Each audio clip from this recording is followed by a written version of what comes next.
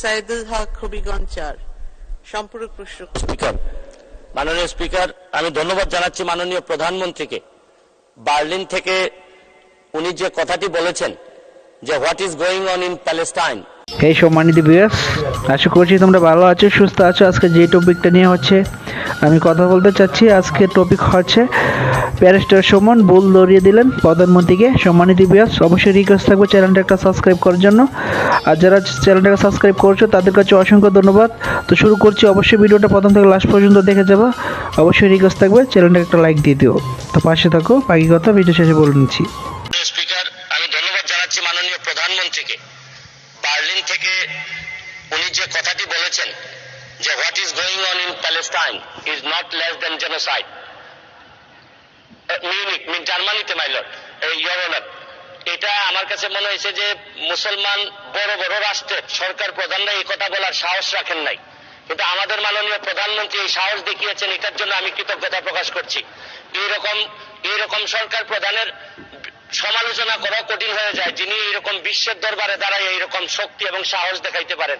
আমাদের অনেক কিছু অভাব থাকলেও একজন প্রধানমন্ত্রী আছেন যার সামনে দাঁড়ায় সমালোচনা করা যায় এবং উনি এটা নির্বিঘ্নে এটা সহ্য করেন।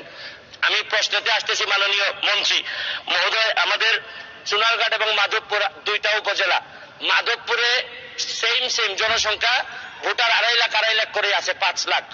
মাধবপুরে 7টা পুলিশ ফাঁড়ি, আর চুনারঘাটে যেটাতে আমার বাড়ি, এখানে 17টা চা বাগান আছে, 2টা রিজার্ভ ফরেস্ট আছে।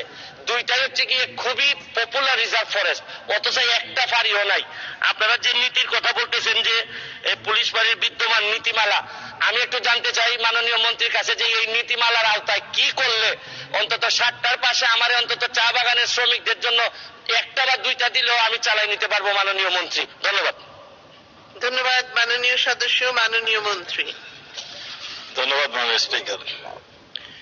আমি আগে বলেছি মাননীয় স্পিকার, যেখানে প্রয়োজন আমরা সেখানেই কিন্তু পুলিশ বাহিনী নিয়োগ করি, যেখানে প্রয়োজন তদন্ত কেন্দ্র করছি, যেখানে প্রয়োজন আমরা থানার ব্যবস্থা নিচ্ছি, যেখানে প্রয়োজন তাৎক্ষণিক আমরা ক্যাম্পের ব্যবস্থা করছি।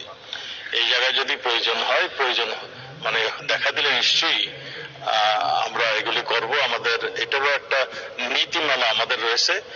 আপনার মাননীয় সংসদ সদস্য এটা এসপির মাধ্যমে যদি আমাদেরকে ফরওয়ার্ড করেন, আমরা সেগুলো আমরা ব্যবস্থা নেব। আর আমি মনে করি ওই এলাকার খুব সুন্দর অবস্থায় রয়েছে, আইন শৃঙ্খলা ভালো আছে। তারপরে যদি মাননীয় সংসদ সদস্য উত্থাপন করেছেন, আমরা এটা বিবেচনা করব। ধন্যবাদ মাননীয় স্পিকার।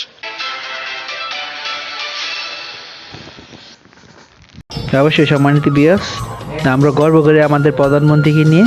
তিনি হচ্ছে বিদেশে যে জায়গা ওই জায়গায় যে খুব সাহসিকতার সাথে কথা বলে, তো সব কিছু মিলে ভালোই লাগে প্রধানমন্ত্রীকে, যে দেশের বাইরে যে তিনি হচ্ছে আমাদের বাংলাদেশকে এখন বর্তমানে হচ্ছে যে পুরো বিশ্বের মাঝে হচ্ছে একটা সময় আসতো যে আর্জেন্টিনা, ব্রাজিল ওই জায়গার লোক হচ্ছে বাংলাদেশের নাম জানতো না, এখন হচ্ছে পুরো বিশ্বের মানুষের জানে যে বাংলাদেশ নামে একটা দেশ আছে।